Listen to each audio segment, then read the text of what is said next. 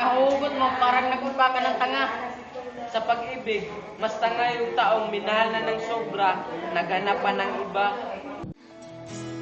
Binigay ko ng lahat, buong puso't kaluluwa. Tol, may iba nga tayo ng usapan. Balita ko, uso daw sa inyo ang huldapan. Totoo ba yun?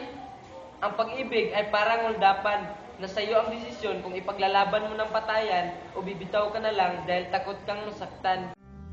Di sa'yon ang hikalimtan ka, hangtod karon. Oy tol, nandito lang pala kayo. May problema kasi ako. Bakit? Ano ba yun? Hindi kasi ako gusto ng crush ko.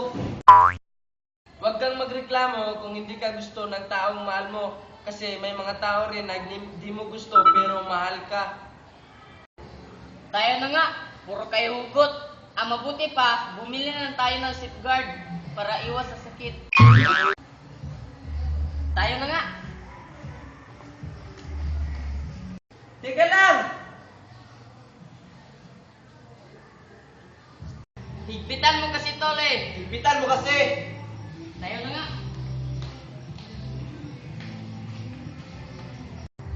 Higpitan? Parang sa pag-ibig. Sobrang higpit ko na nga sa kanya eh. Bumitaw pa. Nasayang lang ang pagmamahal na sa'yo ay